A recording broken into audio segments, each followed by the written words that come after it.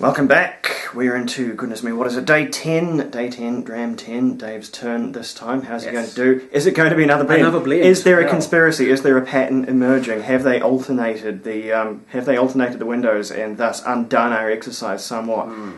If I was Dave, I'd be very, very suspicious of another blend at this point, just purely based on how things have gone. But anyway, without further ado, get that hat on. I'll wrestle with the box once again. Nothing else. I am seriously honing my ability to distinguish various blends and their constituent This box parts. This box is the blasted wasteland of what it used to be. Still sturdy, we must say. Right, what have we got? This is interesting, and this is going to be, I think, great fun to figure out. Dear, oh dear, oh dear. Measure out how we pause here. I think Dave got a wee bit more, but he's got the hard job to do, so he'll need it. Right. And start your engines. Okay, the box is concealed. Not that I can see it without my glasses anyway. The bottle rather. From the first sniff, the question mark there. is going to be it's going to flash in front of your eyes. Whoa, there is a lot of fresh wood in there. It's like a freshly filled barrel that's not been filled for long It's a either. super fresh whiskey. It is timbery. It's borderline a lumber pile. It is freshly hewn. Yeah, this is very familiar too. I have a feeling I've tried this or something exceedingly similar within the last 12 months or so. Oh. Wait a minute. I'm going to... Okay, not picking up much from the look of it. Relatively light body, perhaps. Not a whole lot of hefty oils, which is fine. And the colour, it's fairly light as well. And the lighter a colour, the more I'm inclined to take it as real. Because, as I say, light gold, that's the colour of honesty. And the lighter it is, the more honest it gets. Oh, that's... Okay, can I skip straight to the finish? I'm going to guess this is a Compass Box blend, possibly the Asila. Is that your final answer? That is my final answer. Okay. No. No. Confident, I like it, but no. You're right, we have tried it. Oh. It might have been the easiest one in the box. Ah. It's Loch Lomond single grain Scotch whiskey. Ah, wow.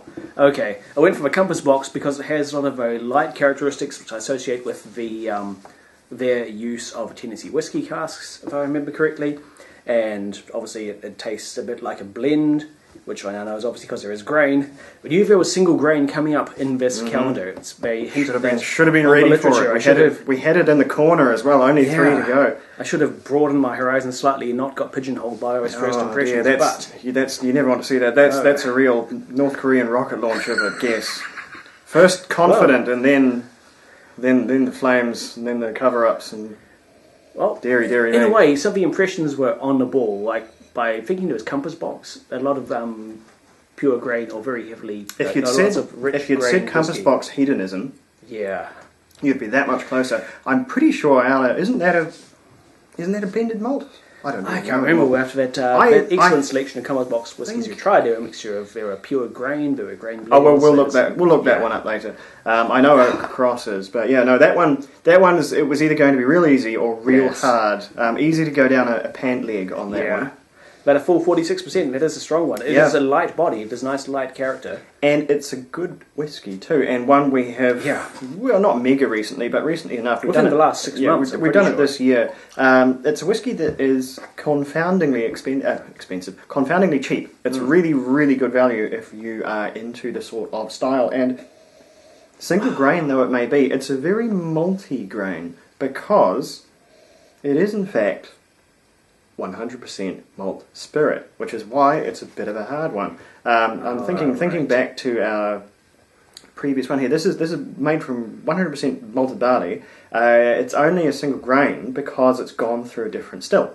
It's been continuously stilled because that was it. Loch Lomond is the sort of Willy Wonka's distillery over there. They do all kinds of bizarre things like put Lohman distillate in their single malt, and they get away with it because they've done it historically. They've got a clause in there; they're allowed. That's why Loch Lomond single malt is so different to everybody else's. It has this interesting sort of very difficult to describe. It's sort of a medicinal quality, but not an Islay medicinal quality, like a I don't know.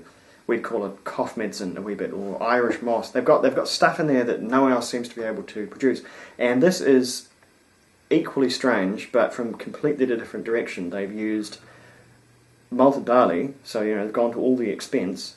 They've just put it through a column still. So this is actually closer to, say, the Reed vodka, I suppose you'd say. The Reed vodka would be an unaged version of this. Right. This would have come out tasting very, very much like the Reed, only this. The Reed goes for a column still rather than continuous, but otherwise, the concept is very. Oh, column and continuous is that's named for the same thing. Oh, right. Yeah. Oops. Yes. Right.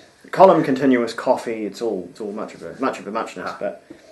Yeah. Anyway, that's enough on that one. We'll enjoy this one now. Yes. And we will get straight in. Day 11. Number your 11. Final chance Getting into the sharp end. Let's see if it's another single malt for you after another not single malt for me. Yeah. Continue the path of the malty. Anyway, I'll catch us for that one. We'll be right back.